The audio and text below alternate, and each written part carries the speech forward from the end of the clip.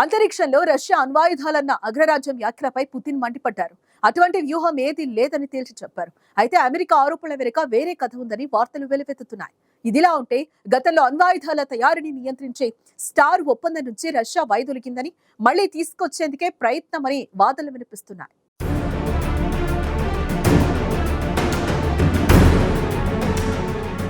అంతరిక్షంలో అణ్వాయుధాల మోహరింపుకు రష్యా వ్యతిరేకమని అధ్యక్షుడు పుతిన్ అన్నారు. రష్యా అంతరిక్షం కోసం అణ్వాయుధ సామర్థ్యాన్ని అభివృద్ధి చేస్తుందన్న అమెరికా వాదనలను పుతిన్ ఖండించారు. అంతరిక్షంలో అణ్వాయుధాలను మోహరించే ఉద్దేశం రష్యాకు లేదని చెప్పారు. మాస్కోకు అంతరిక్షంలో అణ్వాయుధాలను ఉంచే ఆలోచన లేదని, అమెరికాతో సమానమైన అంతరిక్ష సామర్థ్యాలను దేశం అభివృద్ధి చేస్తుందని ఆయన అన్నారు. దీంతో పుతిన్ ప్రకటన రష్యా ఆందోళన కలిగించే యాంటీ శాటిలైట్ ఆయుధ సామర్థ్యాన్ని స్వాధీనం చేసుకున్నట్లు తాజా వాదనలు వినిపిస్తున్నాయి. అలాంటి ఆయుధం అంతర్జాతీయ ఔటర్ స్పేస్ ఒప్పందాన్ని ఉల్లంఘిస్తుందని వైట్ హౌస్ జాతీయ భద్రతా ప్రతినిధి జాన్ కిర్బీ పేర్కొన్నారు.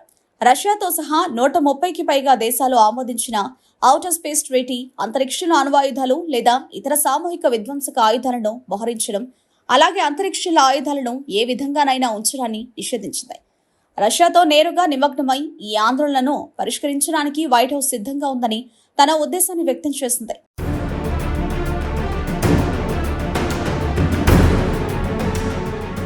మేము ఎల్లప్పుడూ అంతరిక్షంలో అణ్వాయుధాల మోహరింపును వ్యతిరేకిస్తూనే ఉన్నాం అని పుతిన్ అన్నారు.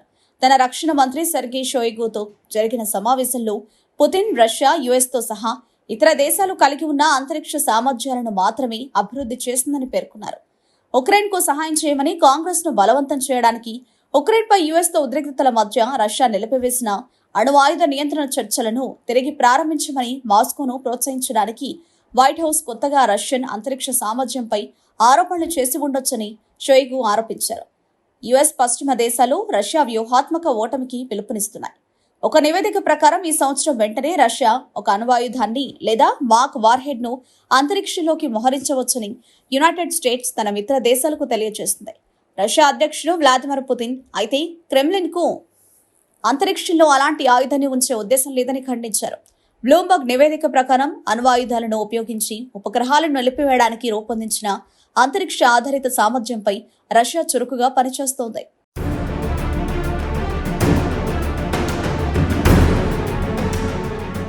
ఇటువంటి చర్యలు రష్యా సంతకం చేసిన 1967 ఔటర్ స్పేస్ ఒప్పందాన్ని ఉల్లంఘించాయని పేర్కొంది.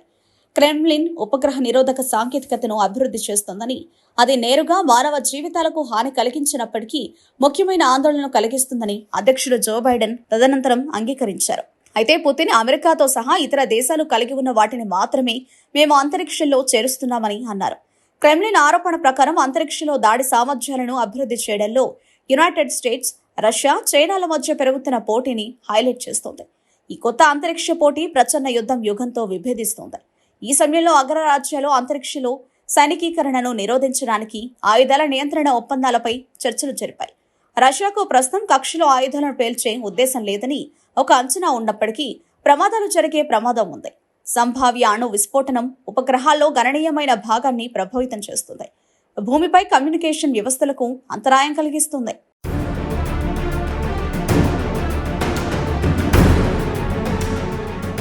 వార్హెడ్ పరిమాణంపై ఆధారపడి నష్టం పరిధి మారుతూ ఉంటుంది. ఇది తప్పనిసరిగా ఉపగ్రహాలను నాశనం చేయకపోవచ్చు, కానీ దిద్దుబాటు చర్యలు అవసరమయ్యే అంతరాయాలను కలిగిస్తుంది. ఇదిలా ఉంటే చాలా వాణిజ్య ఉపగ్రహాలు ఉపరితలం నుండి 2000 కిలోమీటర్ల కంటే తక్కువ భూమి కక్షలో ఉన్నాయి.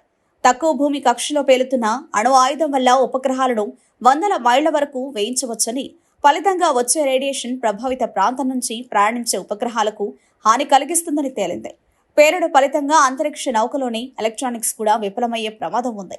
ఔటర్ స్పేస్ అఫైర్స్ కోసం ఐరాసా నివేదిక ప్రకారం గత ఏప్రిల్ నాటికి భూమి చుట్టూ దాదాపు 7,800 కార్యాచరణ ఉపగ్రహాలు ఉన్నాయి.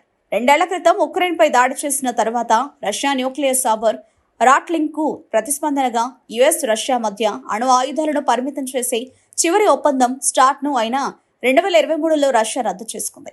అప్పటి నుంచి యుఎస్, దాని మిత్ర దేశాలచే రష్యా అటువంటి సామర్థ్యాలను మోహరించడం నిరోధించడానికి ప్రయత్నాలు చేస్తూనే ఉంది.